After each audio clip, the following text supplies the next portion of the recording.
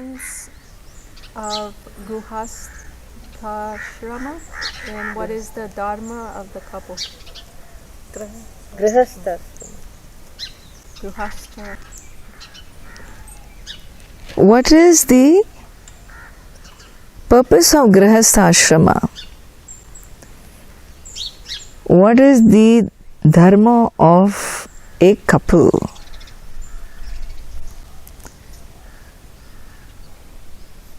So the Veda itself says the dharma of a couple comes together in the institution of marriage for the protection of dharma and for one's progeny. For one's progeny and for protection of dharma. What dharma? Dharma is referred to here as the moral order of the universe. Having come into the universe, every person has lives a life receiving from the universe every day.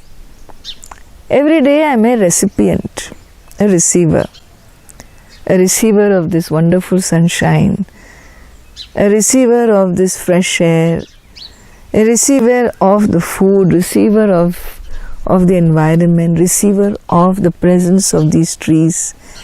I am a receiver. Always.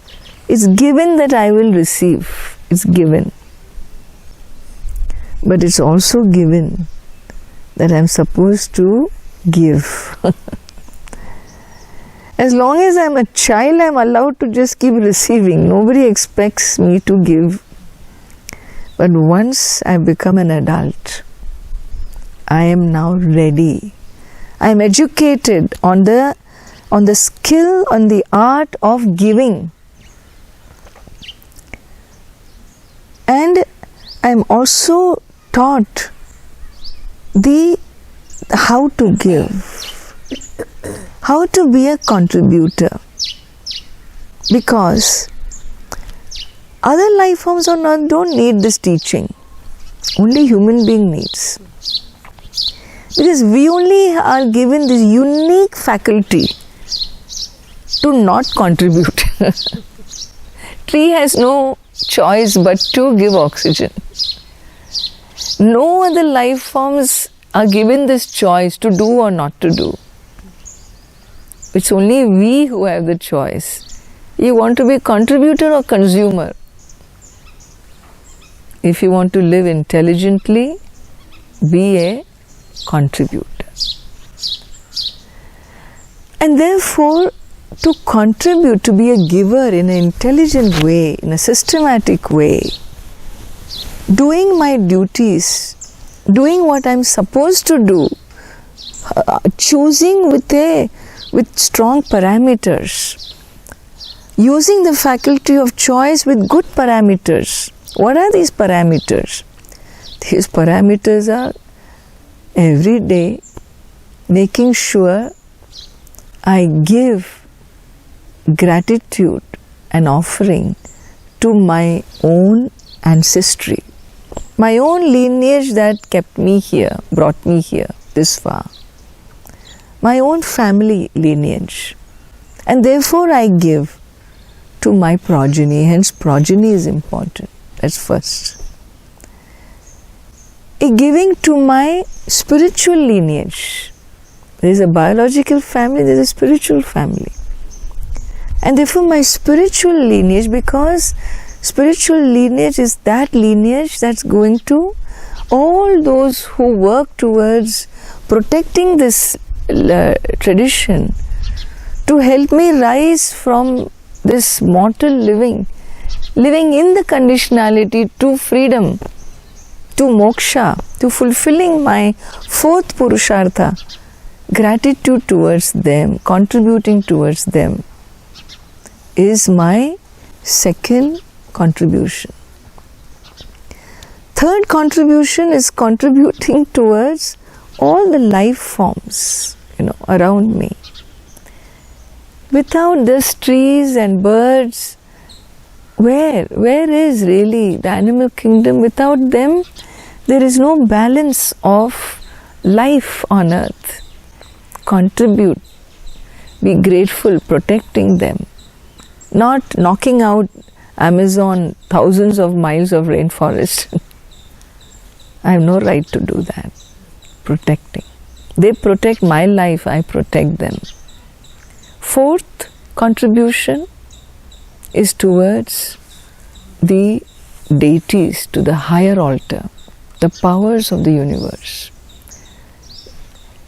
The sun power, the moon, the wind, the fire, all that, the nature, the elementals, So gratitude towards all the higher powers that make my life on earth possible. Contribute, give. Give back through your prayers, through protection, through helping, taking care of temples and whatnot. Doing for such cause. And fifth important contribution is towards my human society. Because it is a society that helps us. If I can't even get my bread on my table if there aren't those farmers in the fields out there sowing and whatnot and bringing that wheat to my doorstep. I cannot be sitting if I have to do everything to be able to sustain a life. And therefore gratitude to my human family for making my existence possible. These 5 types of contribution is my daily contribution. And there can be it can be done in no better way than doing it together. Doing it with another. With someone who is also on this journey. We all grow up as consumers, as children, but when we become adults, and we have to learn and give in this manner to live a adult life, I take help of a partner, a friend who will walk these steps of life with me.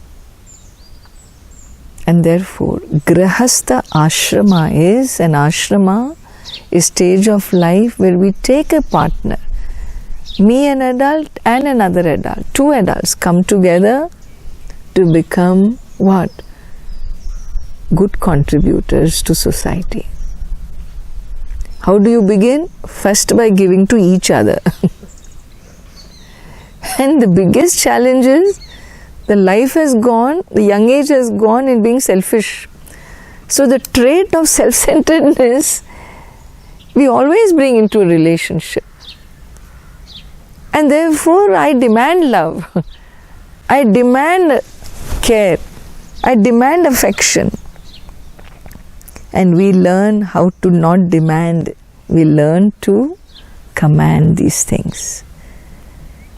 We learn to not ask for it. We learn to give, and that giving itself, we know that we will receive. What we want, we give. What you want in life, you have to give. Interesting. Because then only we understand a secret that I don't need to ask. It is already with me. I don't lack mother's love. I need to be a mother and I will experience mother's love. I don't lack anything in life.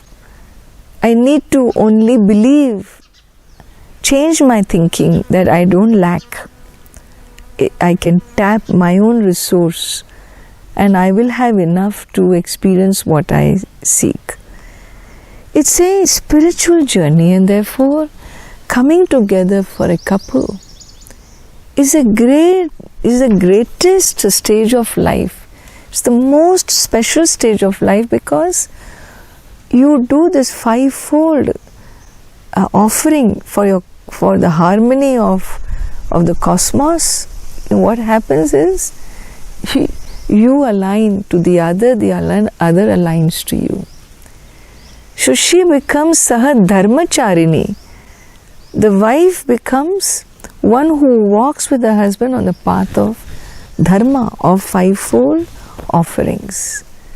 And if one has played one's script well, the Grahastha Ashrama has blessed the couple. Anything short of that, all fights are permissible as long as one is resolving the fight, not putting applications in the court case for separation. Because those rubs are needed for one's growth process, from being a consumer to being a contributor as an individual. And therefore, with the help of the other, I learned the art of giving in spite of not receiving. How do I give in spite of not getting? That art, thanks to your partner only, you can. He becomes the punching bag, the bouncing board with whose help we learn this skill. And therefore, Grahastha Ashrama is considered in our culture as a great blessing, and every young man and a young woman will have to get married, whether they want, don't want, whether they are ready, not ready. It is hook or crook marriage is inevitable, because in the system, in the tradition, it is meant for that purpose, and that purpose will be served only when you live with the goal of this nature.